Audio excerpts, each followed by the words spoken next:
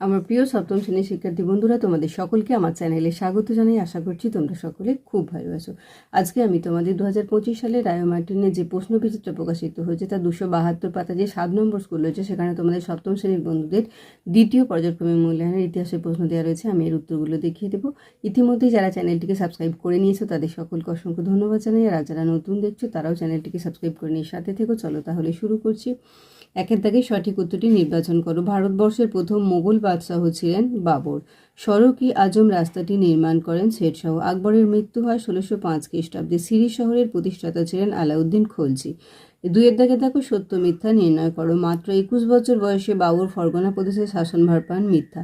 রানা সংগ্রাম সিংহ রাজপুতদের নেতৃত্ব দেন। সত্য। আকবরের তৈরি রাজধানী ছিল ফতেপুর সিক্রি। সত্য। চন্দননগরে ফরাসিরা বাণিজ্য কুঠি গড়ে তোলে। সত্য।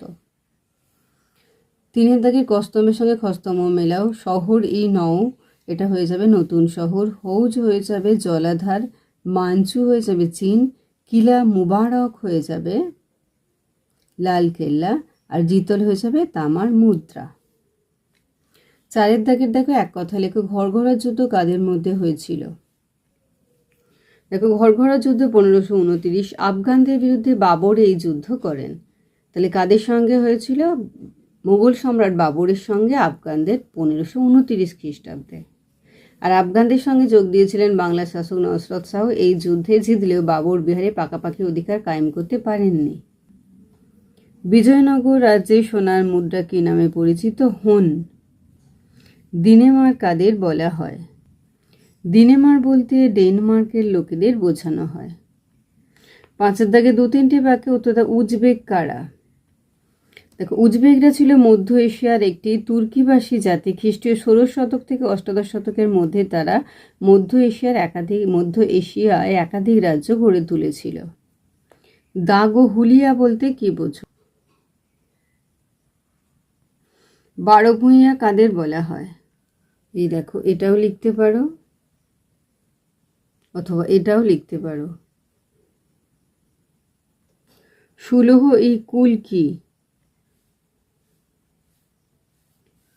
হুন্ডি কি?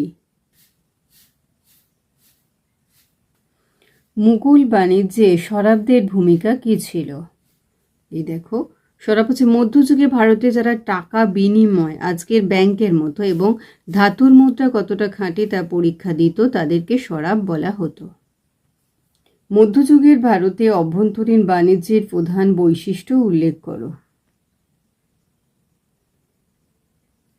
মধ্যযুগের দিল্লির ভৌগোলিক অবস্থান ও প্রাকৃতিক সীমানা উল্লেখ করো। 6 থেকে 7-8টি বাক্যে উত্তর দাও। শের শাহের সংস্কারগুলির পরিচয় দাও।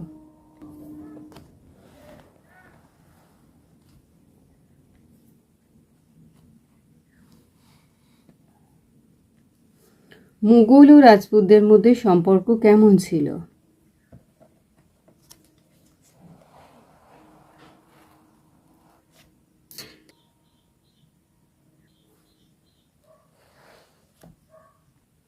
জাপ্তি ব্যবস্থার পরিচয় দাও।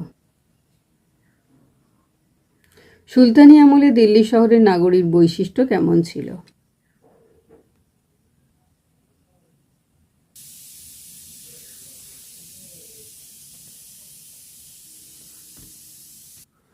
মধ্যযুগের ভারতের দেশ ও বিদেশের বাণিজ্যের পরিচয় দাও।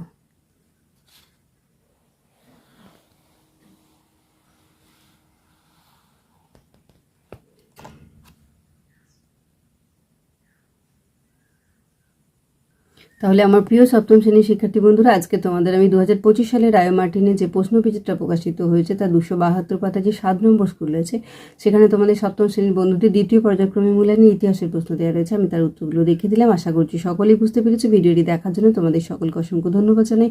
ভালো লাগলে লাইক করো, কমেন্ট করো, বন্ধুদের মধ্যে শেয়ার করো। আগামী দিনে নতুন নতুন ক্লাসগুলো পাওয়ার জন্য অবশ্যই চ্যানেলটিকে সাবস্ক্রাইব করে সাথে থেকো। তোমরা সকলে খুব ভালো থেকো।